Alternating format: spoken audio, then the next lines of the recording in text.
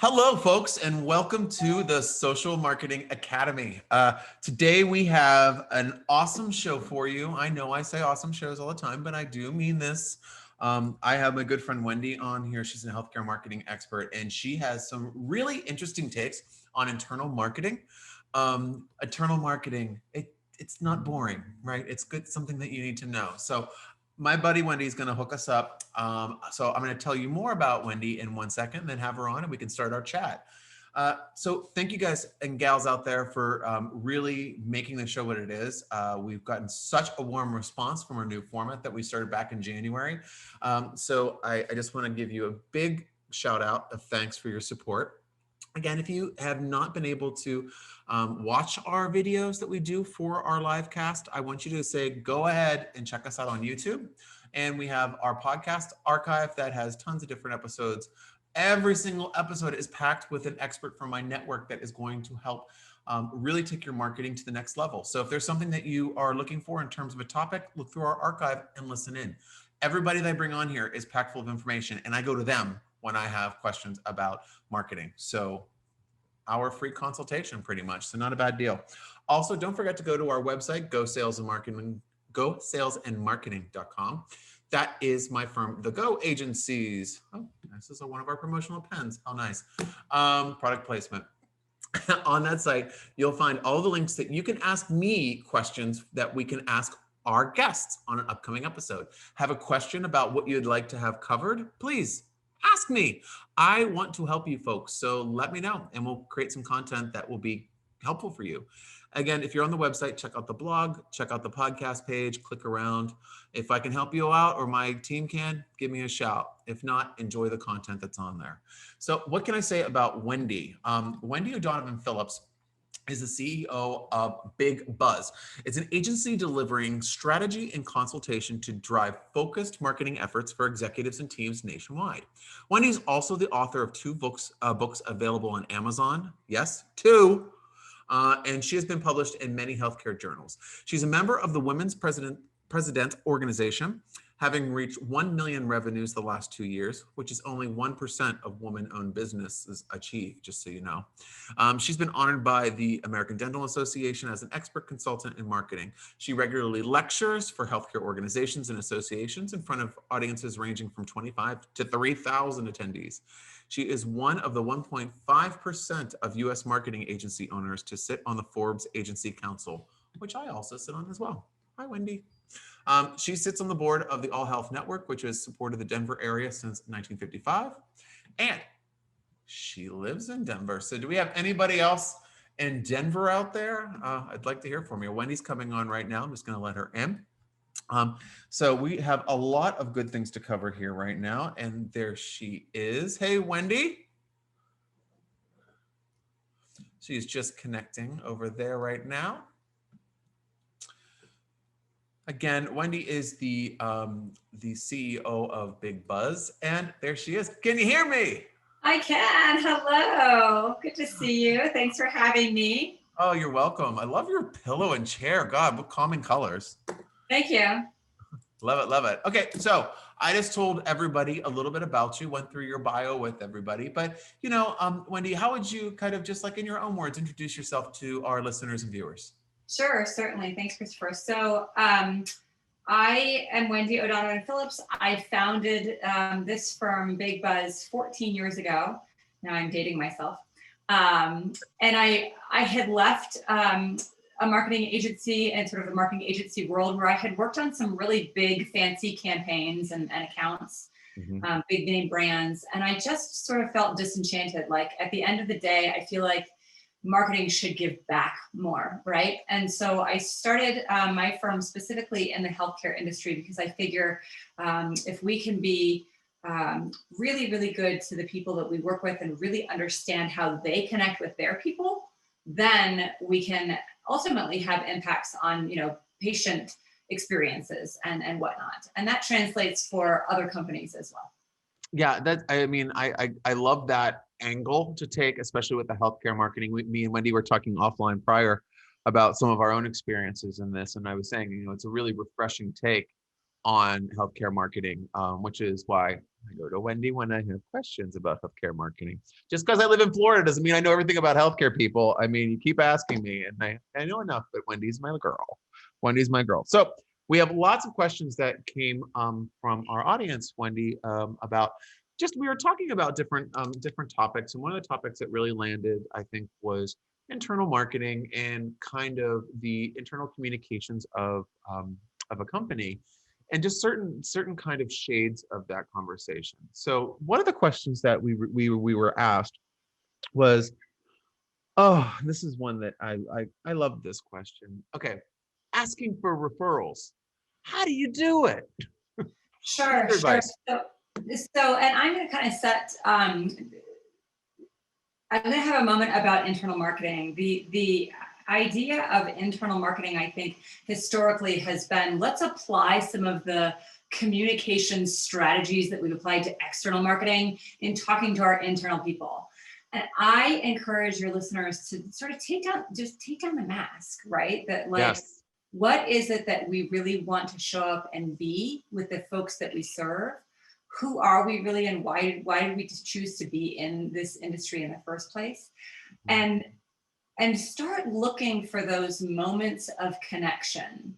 So I'd be willing to bet that a lot of your listeners, if I said, go ask, like in the next conversation you have in your business, be sure to ask for a referral.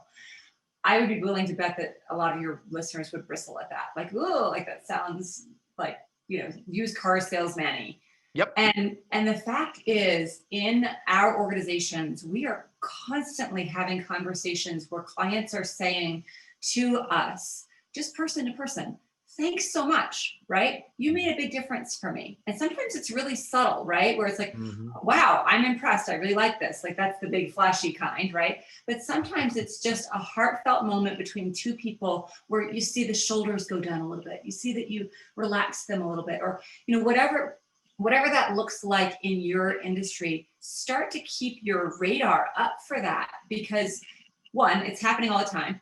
Two, you and your frontline employees are probably glossing over it because you're great at what you do. So you're like, yeah, moving on. Yeah. But that's the perfect time to remind folks, hey, thanks for the compliment. And the greatest compliment you can give us is the gift of a referral, right? That's kind of a little bit canned, but even we love clients like you. Like if you have other folks in the industry who could benefit from this, send them our way. Right? Keep it light, keep it bright, keep it conversational, but start looking for those moments of connection. They're happening all the time. Yeah. Okay. I have a follow-up now. This is one of the things when I've kind of approached the subject with other people that have kind of been asking, what's the best way to ask for referrals and how do you do it? And I said, well, it's no problem for me because I'm extremely forward as a person and I have very little shame. But but when one of the things that people mentioned to me, and I would love your take on this, Wendy.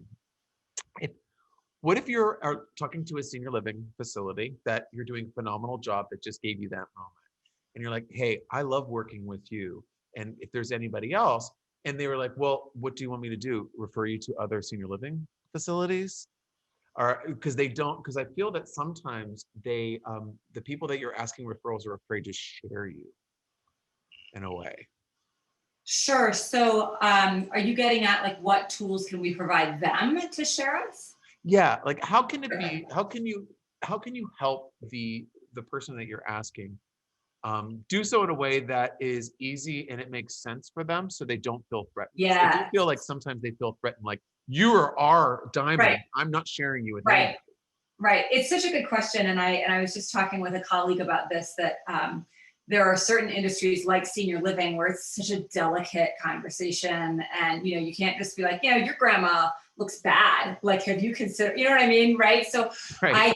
So with those sensitivities in mind, I think this is less about like, it's less about empowering them. Again, I'm moving in internal marketing away from like tricks and tools and more to like meet people where they are and just remember us.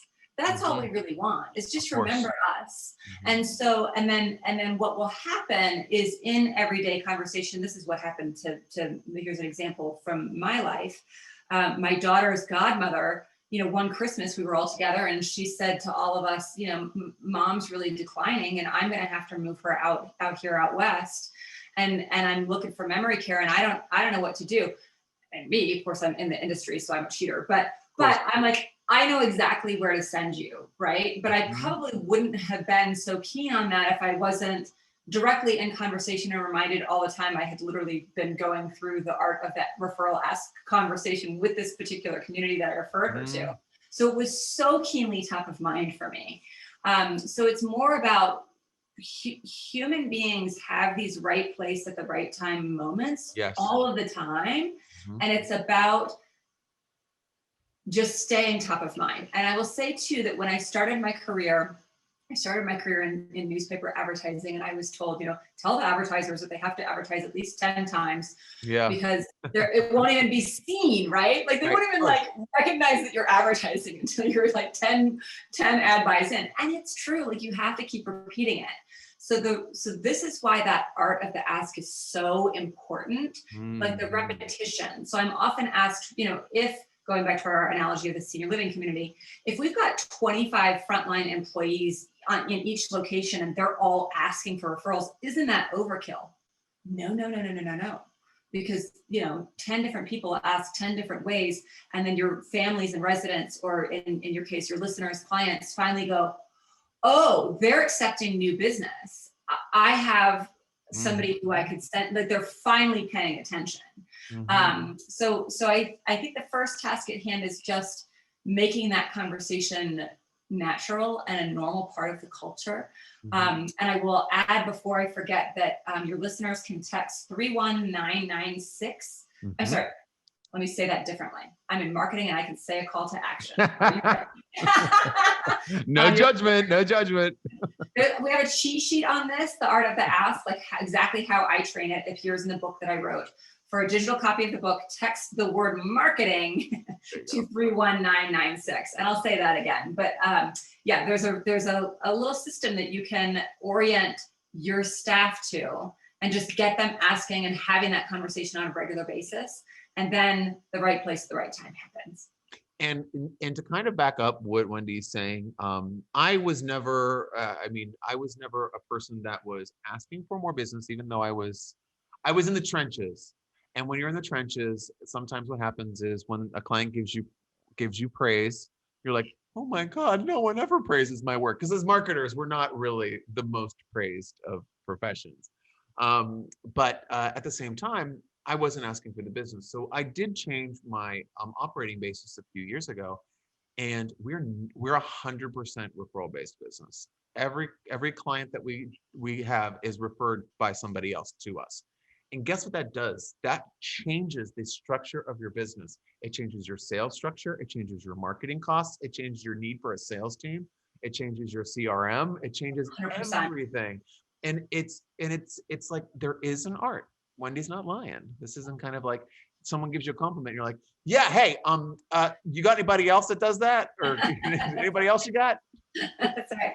Well, and as we were talking about offline earlier, you and I both we all start our businesses in a way where it's like, yeah, you got business from me, I'll take whatever you got.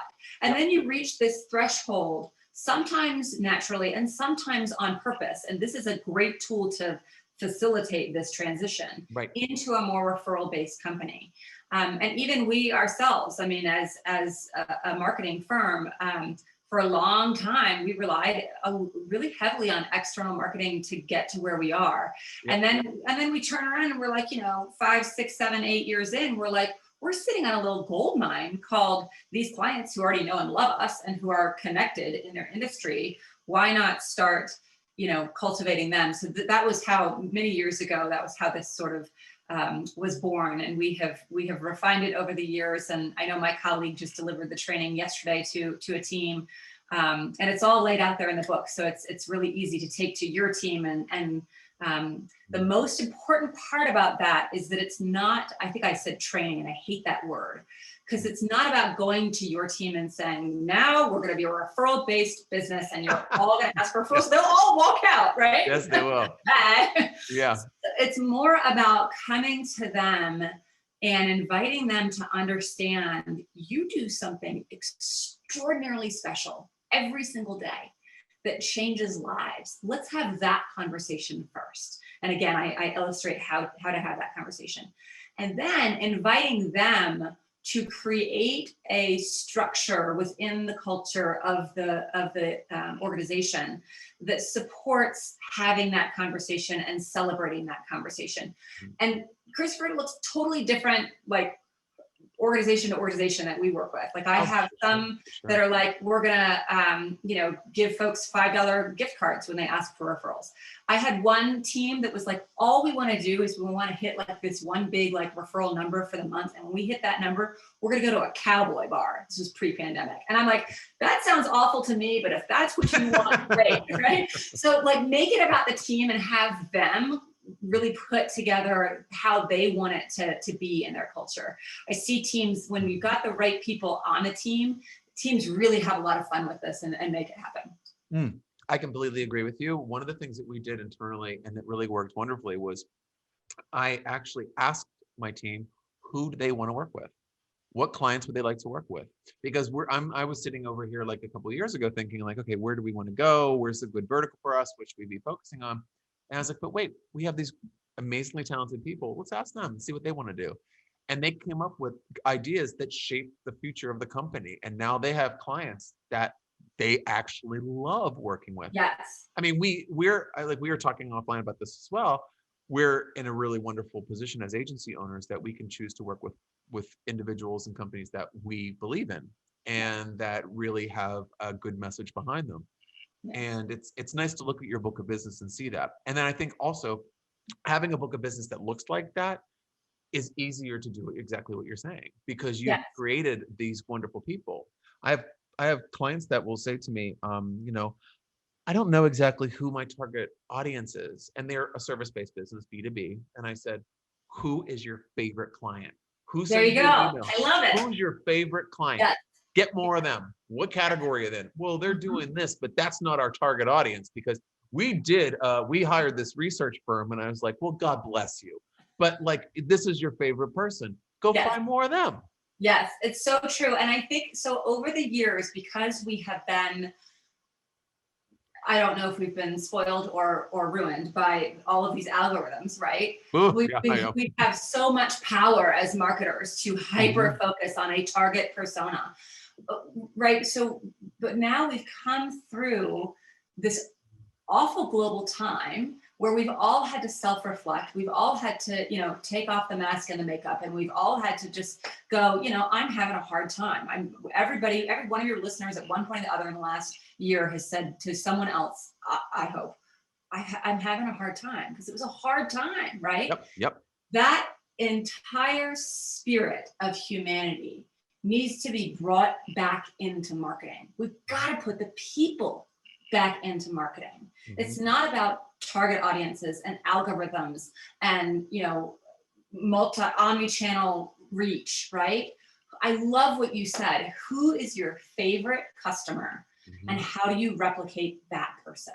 It's such a valuable question, because when we write content marketing, when we run ads, and of course, we still have to do all those things, but we are doing those to reach a particular person with a particular, probably really challenging time in front of them, or a particular fear or obstacle that they're facing that's causing them to lose sleep, right? And we use that phrase, we toss it around of like, what causes your customer to lose sleep at night? And, we give this cursory, profit and revenue. No, what is actually really getting their goat, and how can you solve that for Roger? We were talking about Barbara earlier, right? Yeah, Barbara. There are Rogers and Barbaras out there who are fretting right now, sitting at their desks, sitting in their warehouses, going, I don't know what I'm going to do. And your listeners have the answer to that question. So again, going back to the team first, it's really about having the regular conversation with the team about, you are extraordinary. You are doing great. I mean, we've as leaders had to do so much of this in the last 12 months, right? Of like, I know the chips are down and you are killing it yet.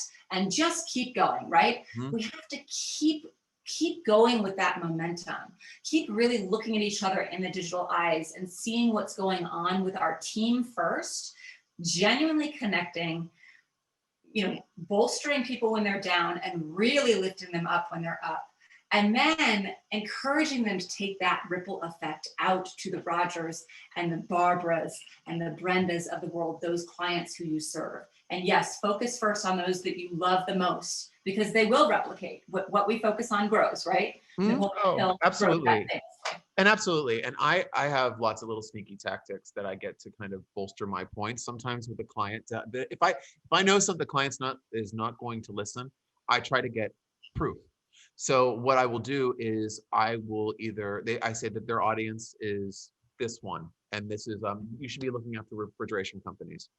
Then what I will do is I'll have one of my team members do a secret shop with that client as a refrigeration client and see how they handle it. And then go back to them and say, did you see how smooth that was? Do you see how those answers were? And I would say, be very challenging on the secret shop and see how they handle it. And they handle it great. They could make the sale. I'm like, look at this. We just did this. I'm sorry. I'd rather ask for forgiveness than permission here, but like, this is why, because sometimes you need to see the hard truth. And here's the truth. You're really good at this. Yes. And especially now, our frontline employees forget that, right? That they've all come through a hard time personally. Some have come through a hard time professionally, and just, reminding them more often than not. And this is really about the details, right? Watching for somebody. I have an employee who every now and again, you can actually see on the Zoom call, she's just sort of, a little despondent, right? And it's a real subtlety, right? But to connect with that person, take 5 minutes to pick up that phone. Boy, we all learned what a heavy weight that is, right? Mm-hmm. But now we flex that muscle. Keep picking up the phone and calling employees. How are you really? Let me, and what can I do to make your job better? And I want you to know that I saw this little thing that you did last week that made a huge difference. When we are good as gold to the people who work with us, they are good as gold to the people who bring us revenue. Again, it's all about people. It's all, and when that goodness happens, and it's a self-fulfilling prophecy, profits and revenues rise.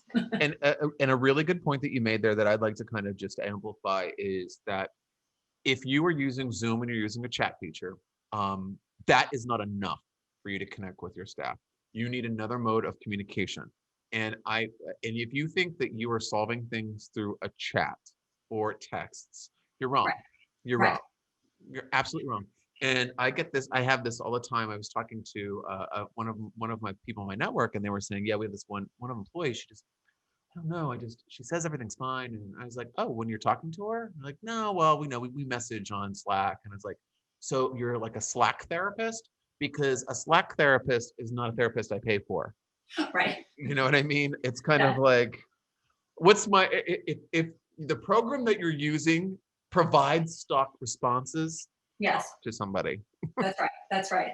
Well, and back to your earlier point about really making it about a person. Yes, there is a time and a place to rely on our technologies. There's a purpose for chat, it works well. There's a purpose for marketing automation in terms of email, it works well.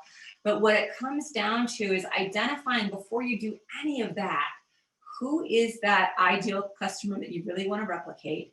Make a list of 10 that kind of match up with that guy's or woman's profile, right?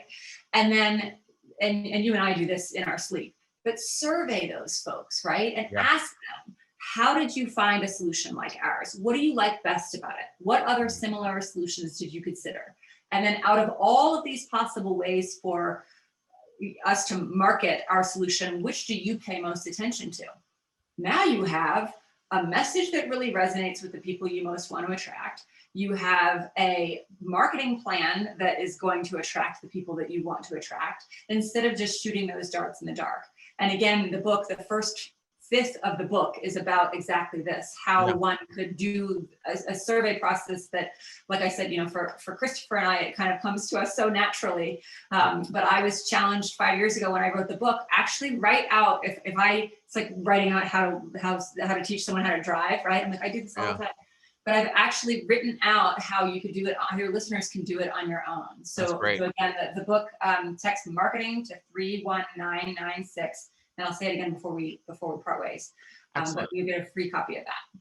Yeah, and it really is important. Like one of the things that we do as an agency that we started, and I've really loved, because I feel like I like the triple wins. I don't like double wins.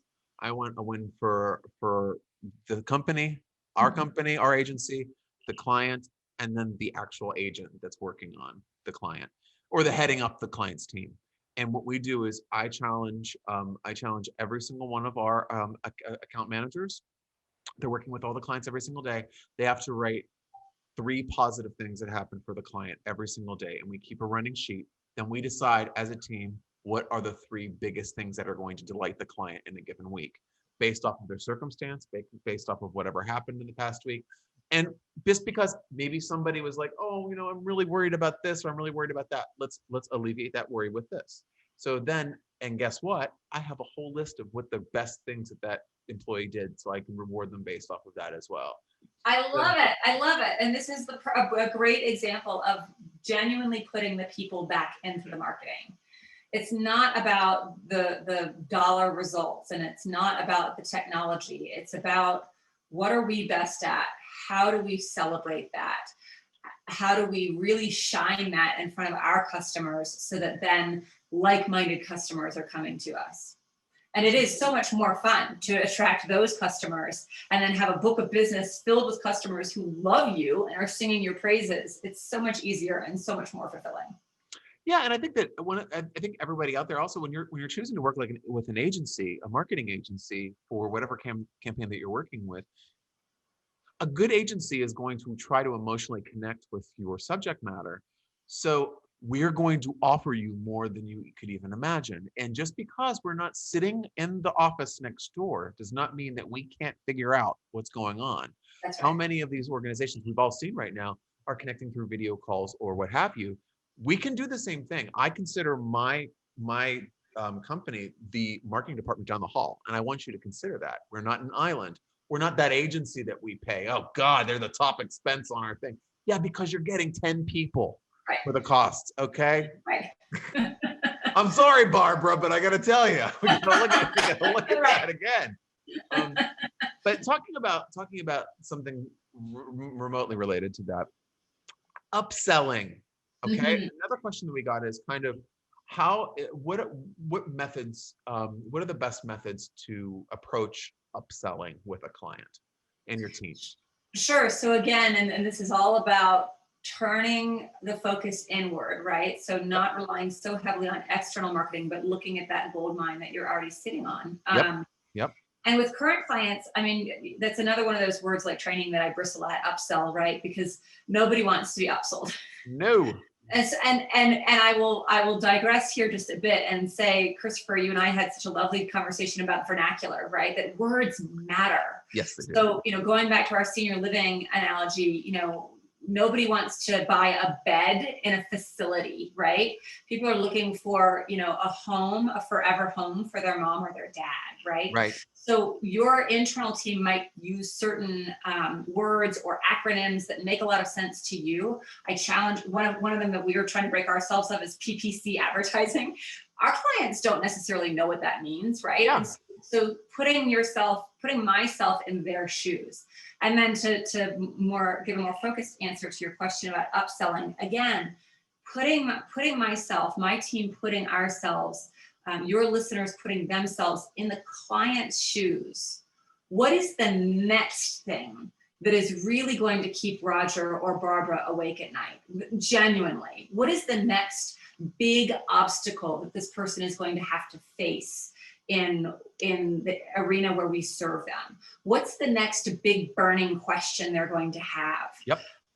One of the things that we encourage marketing teams to do, if your listeners have an internal marketing team, we encourage you to separate the role of project manager and client services person, because the client services manager should only have the relationship with your customer and should love on that customer and know that customer inside and out. So when Barbara calls and says, I'm looking at our current deliverables and my concerns are this, that, and the other, that person can look 3 moves ahead and say, my gosh, we're going to need X, Y, and Z in addition to what we're already doing. Let's nail this. And then I'm going to reapproach Barbara and tell her, I really heard her on that conversation. And this is what we need to do next to really safeguard your organization. Then the project manager on that same marketing team has no relationship with Barbara, no contact with Barbara. And the project manager can go to the client services manager. When those 2 people get together, the client services manager gives, oh, and Barbara's got all this stuff that she needs, and she poor Barbara, and I just love her, and can we just do X, Y, and Z for her for free? And the project manager says, no, we cannot, because Barbara is out of time and budget. Yeah. So the whole point of this is that, again, you're putting the right people in the right seats on the bus, not a foreign concept to any of us. But then you are honoring their roles so much so that this person becomes just yes, Barbara, and this person becomes just no, Barbara. And the healthy tension that happens protects everything for Barbara, right? Mm-hmm. It protects her feelings, it protects her relationship with you, and it also protects her time and her budget that she has so carefully allotted with your team. And so we see that is a really great system to stay in check around those little opportunities that arise that the marketing team or the company wants to say, oh yes, we could do all of that because we love you. Mm-hmm. Of course you do. But right. Set up some stop gaps so that the love doesn't cost us all too much money. Yeah, no, I completely agree with you. And it's interesting because what we do is, and obviously doing lots of digital and getting kind of involved with someone's marketing campaign, a lot of things aren't fully disclosed at the beginning. And this is one of the things that I always tell clients: if you don't tell us, we're going to find out. So if there's skeletons in your closet and you need protected, you have to let us know. If I don't agree with you, I will say no. But but also, are you using other marketing agencies? Are you using how else are you marketing your business? Mm-hmm. And so we can know the full story. What are your plans for this year? I always urge clients not to hold their cards close to their chest when they're dealing with the marketing agency that they want to begin a relationship with that has legs, because we can then suggest a lot of things. And guess what? My goal, and your goal, Wendy, I'm sure, is to make you successful, is right. To make you reach all of your goals, if not surpass them. I like to underpromise and overdeliver. And if that is the case, but you have people that are working against my campaign that I'm not aware of, yes, that's a little bit of an issue. Right. So, for example, I had a client recently that, no name, maybe not a client, maybe I read this somewhere, wink. But the person I was working with said, oh, are you doing LinkedIn lead generation? And I said, yes, we're doing LinkedIn lead generation. These are our targets. This is our messaging strategy. This is how many people we've connected with, et cetera, et cetera. And they're like, oh, well, there's another person that's going in there doing that as well. And I said, huh? And I looked and I found out that the other company was doing the unethical version of LinkedIn marketing.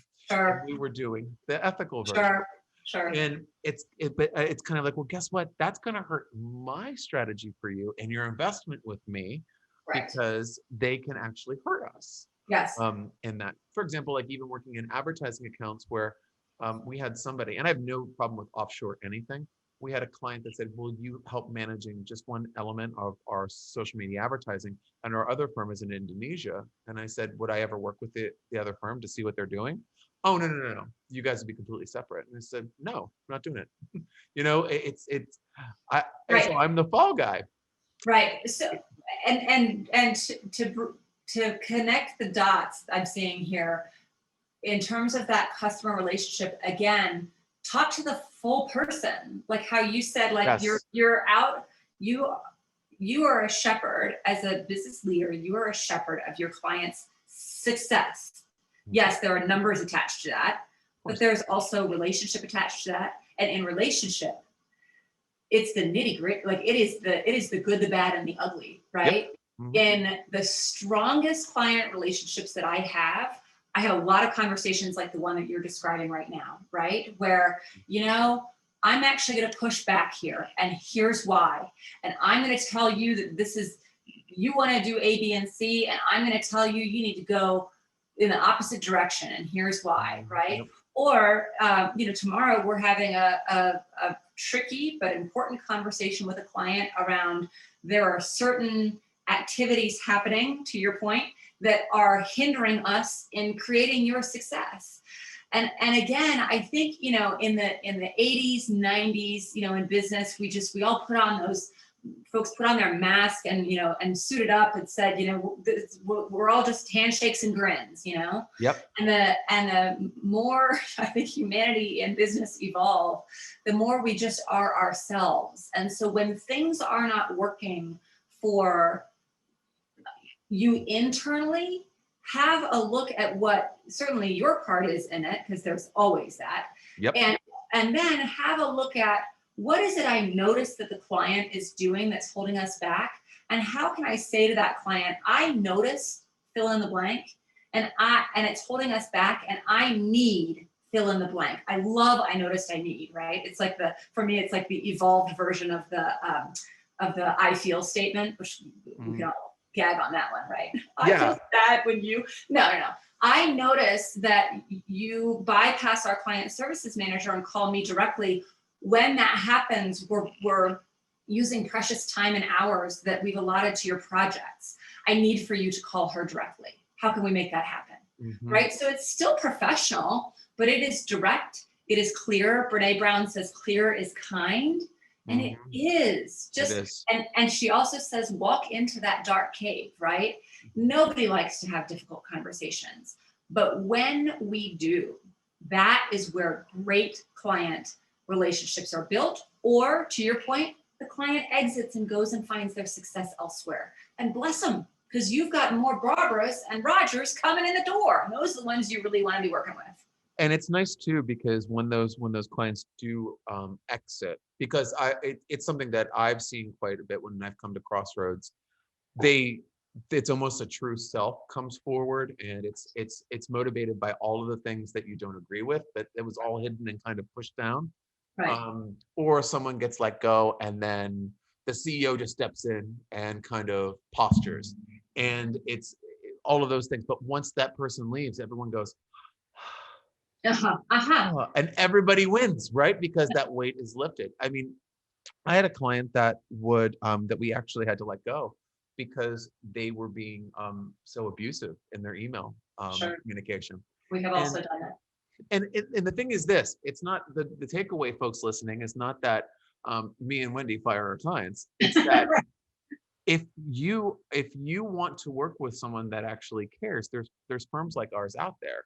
And we aren't all snake oil salesmen. And I know that there's a lot out there, because I am the rebound guy. I'm the guy that gets you after you've been wronged, or someone screwed you over, or someone overspent.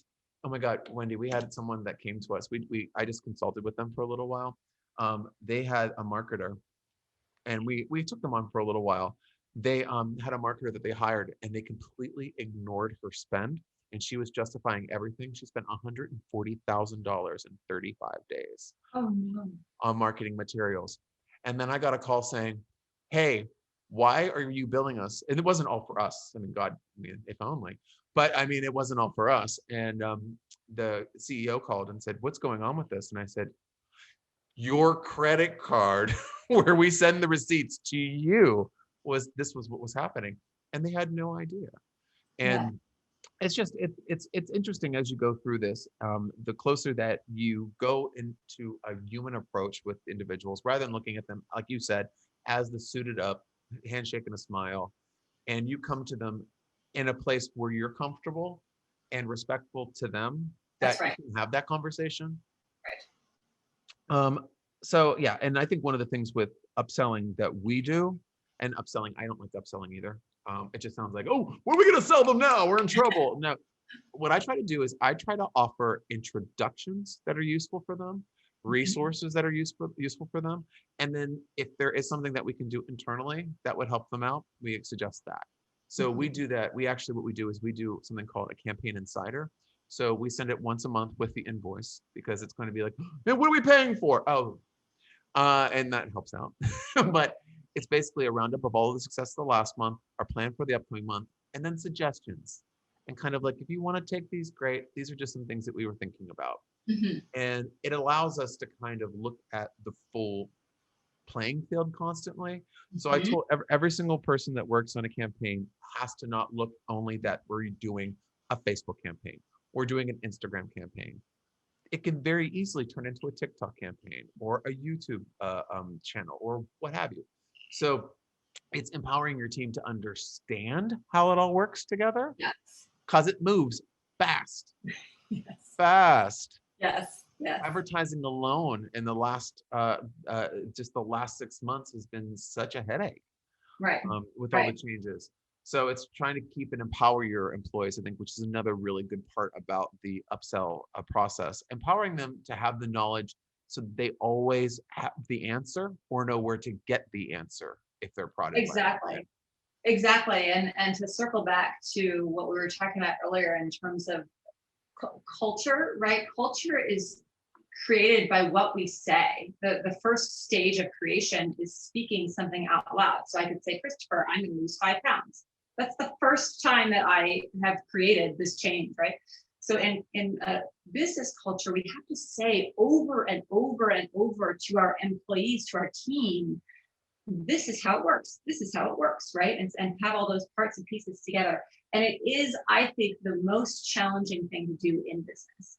And we have an offering that I like to call Fix My Broken Marketing Team. So we have organizations that hire us, I and love they're like, that. my internal marketing team is a mess, and they're lovely people. It's usually they're lovely people, they're talented people, but we're just a mess.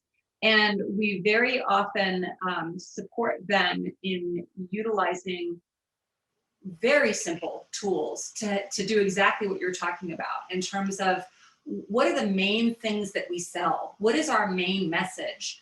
Who is our Barbara or Roger? Mhm. What is our 1 year plan, our 3 year plan, our 10 year plan as an organization? Too often, folks in leadership positions like ours, for years, Christopher, I thought that I had communicated what the big grand plan was for Big Buzz, and then in the last few years, we've really been working on it as a leadership team, and it's been fascinating to me that one, they didn't know, and most executive teams don't know what the No. CEO is thinking, right?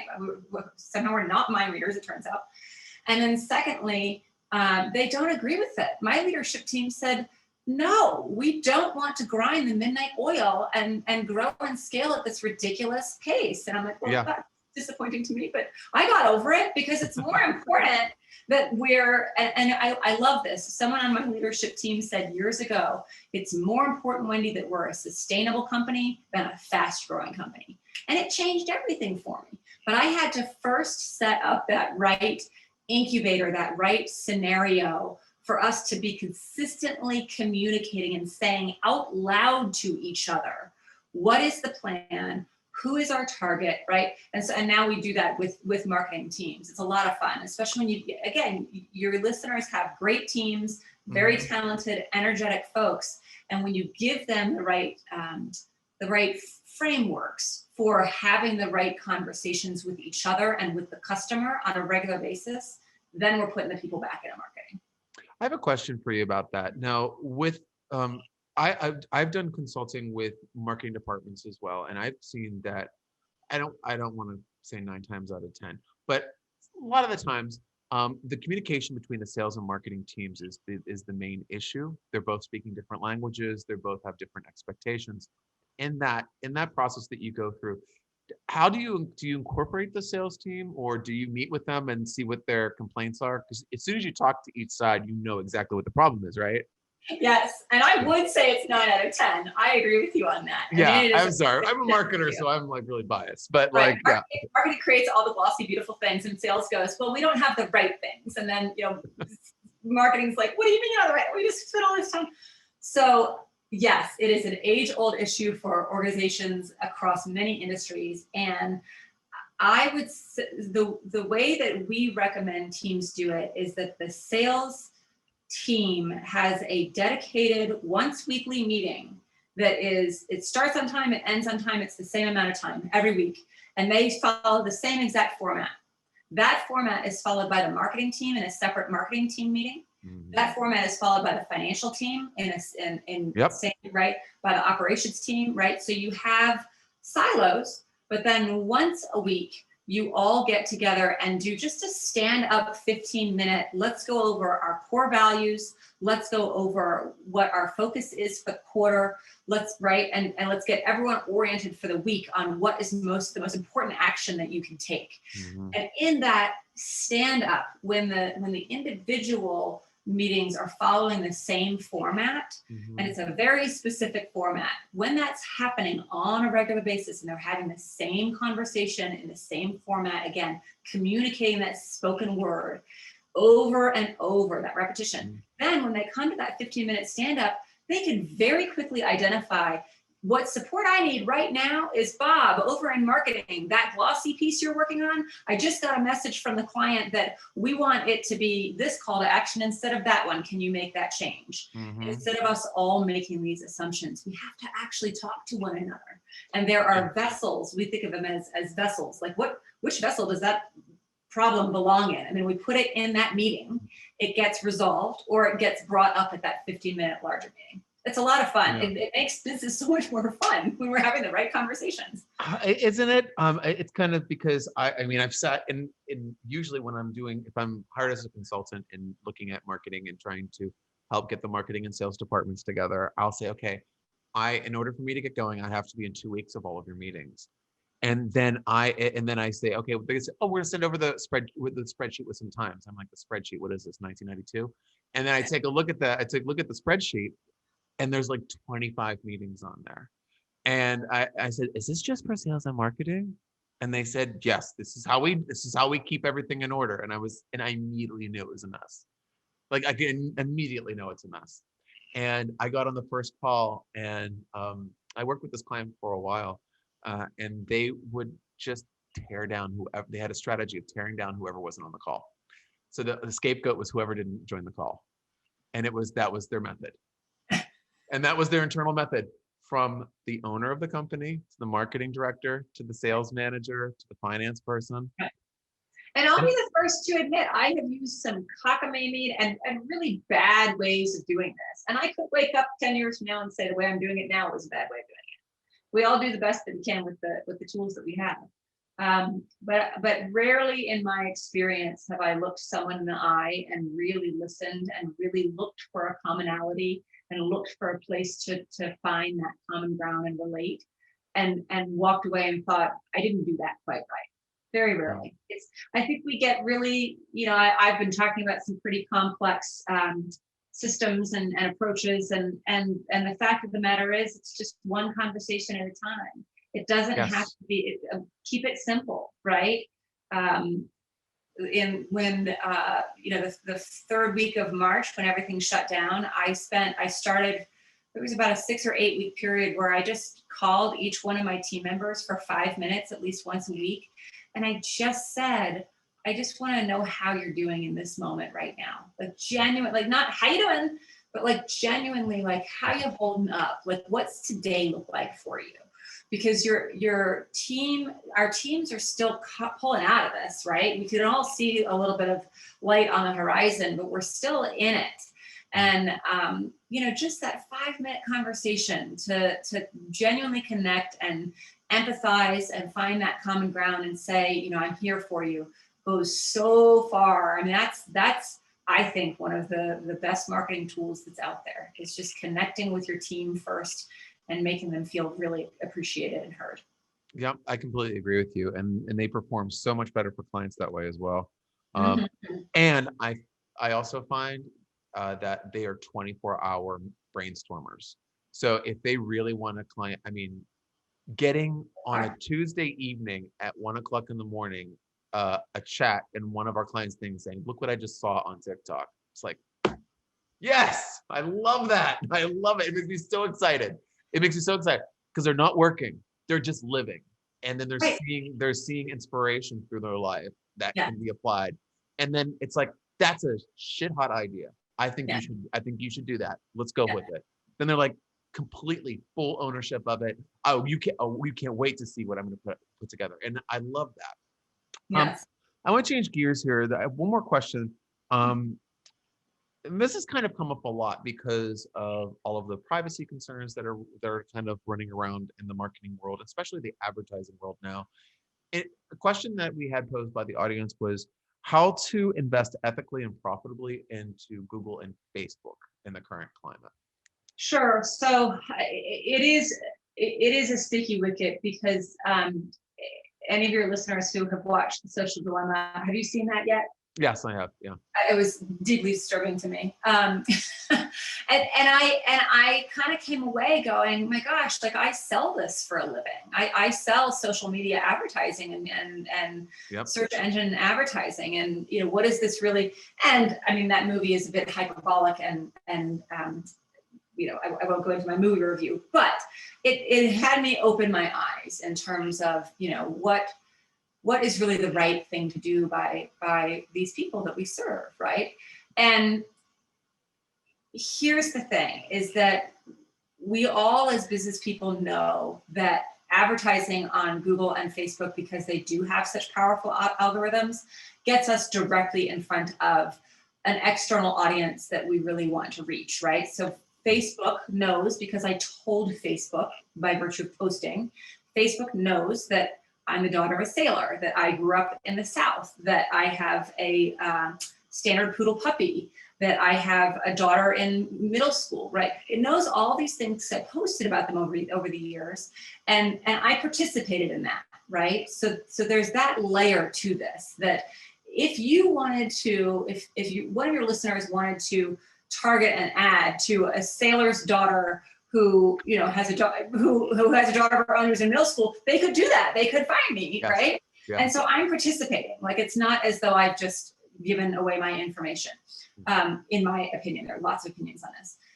All of that to say, yes, we can hyper target a particular audience, and yet it is our responsibility as business leaders, not the social media and search engine giants' responsibilities, but our responsibility to put the people back into marketing, right? And so I am not going to, and in fact, Facebook just introduced a new offering whereby I can request to suppress, like, I don't want my ad to appear alongside ads with this topic. Amen. So if I have a particular, you know, ethical problem, then I can suppress those, right? Mm-hmm. So I think that, again, we need to take back responsibility for our part in things, that, you know, I can make some good choices around how to advertise on those outlets. Mm-hmm. And I can also make some really great decisions around not over relying on that external marketing phenomenon to grow my business. Again, anytime that we're advertising on Facebook, Google, we're advertising again to the masses. There's a time and a place for that. Yep. And it should be a part of a much broader marketing portfolio that includes a lot of, you know, FaceTime with clients and oral sharing of case studies and, you know, more grassroots efforts. We all need to get back to that as well. So that was a very long-winded answer to say that are Google and Facebook the enemy? I don't know about that. I think that the enemy is pointing the finger and saying that's the problem, right? That when we all take ownership for our part in things, then we're better off all the way around. I completely agree with you, Wendy. What I also have been telling my clients is, when I saw a lot of the privacy concerns start shooting up, they shot up so high because everyone was hyper focused on everything because of the climate for last year. It was a very, very, like, everyone was kind of like, oh my God, I never knew that my teeth weren't white because I'm looking at myself every single day, all day long. My shit looks terrible. And I mean, and I mean, that can be also looked at how many how many people have been hit with depression and like body image and things like that. Yes. So I think what I've been saying to my clients is, listen, you have to be flexible. You have to try new things. You have to try accessing different parts of your personality as a company. You don't always have to be so damn serious. You don't have to be so somber all the time. You can bring joy. What is the number one thing that people is disruptive right now. It's not the doom scroll. Everyone was doom scrolling. Like, oh, let's pick up my phone. Oh, something's burning, something blew up, someone's upset, someone's marching. It's like, it's none of that. Like, you know what disrupts that? Not more of that, louder of that, more controversial versions of that. Something freaking nice, something positive, something cute. And we've been doing this with some of our clients to great success. And they're very serious. They have a very serious market, but we're throwing in something that's a little lighthearted once in a while. We're tying into the news cycle as we do as marketers, but we're choosing what news we want to tie into. And also I've been telling my clients too, if you have a Google bucket and you have your Facebook bucket, why don't we get a couple more? Like, why don't we start trying out maybe some LinkedIn advertising, maybe some Instagram advertising, maybe some, and start kind of spreading on Instagram's Facebook, but like start spreading it out a little bit. Because a lot of things, what happens if one of those buckets goes away or stops being so successful? I know a lot of businesses that built their entire business off of Facebook because they've spent like $10 million in the ads. And I think that's something else too. It's a lot of people think that, like, wow, how is that company doing so many good things on Facebook? Why are they so popular? And then you talk to that company, they're going to tell us, oh, well, we just have a really great advertising strategy. And then if I look at their advertising report, they're spending $75,000 a month. So I say all that to say that it's really important to spread out your spend if you're looking into investing into Google and Facebook. And also, I mean, a lot of our clients, we've seen previous campaigns that we don't really work with, and they were doing almost clickbait type ads. People aren't into that anymore. I don't think so much. I think people get really angry Not with so that. much. Not so much. That's right. But okay, well, Wendy, I mean, thank you so much. It's been such a great conversation. Thank you. Where can people, obviously everything that Wendy's going to tell you, I'm going to put into the notes of the show so you can scroll down in the show description on our website or YouTube, Facebook, wherever you find it. But Wendy, where can people find you? What's coming up next for you? Sure. So you can find us at www.bigbuzzinc.com. That's INC.com. And then don't forget to text the word marketing to 31996, and we'll get you a digital copy of my book that outlines a lot of the systems and structures that I talked about today. And what's coming up next? I mean, I hope that your listeners and you are experiencing the same level of reawakening that our firm and our clients are. It's just really neat to see. It's just really neat to see the resiliency of the human race, right? That pandemic be darned, we're just gonna pull ourselves up by the bootstraps and get on with business and with life. So we're seeing a lot of that, and we wish all of that to your listeners. Well, thank you. And I think that what I'm seeing a lot of is a lot more open-mindedness to new approaches and ideas that people were too busy to look at before. Now they're open to understanding it, and that makes me so hopeful for the future. Wendy, thank you. You've been such an amazing guest on the show today. Folks, check out Wendy and her company through the links that have been provided, and do grab that book. Why not? It's free. Hello. We have lots of great shows lined up on the Social Marketing Academy coming up. To find out, to listen to any of the shows that we've already done or to take a look at them, you can go to gosalesandmarketing.com, click on the podcast page, and you can check out the videos as well as check out the audio. Subscribe, share, and also let me know if there's any topics that you'd like me to cover with one of the experts from my network in an upcoming episode.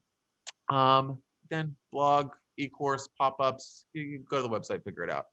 All right, folks, thank you so much. And I will catch you on the next episode of the Social Marketing Academy. Take care, folks. Thanks, Christopher.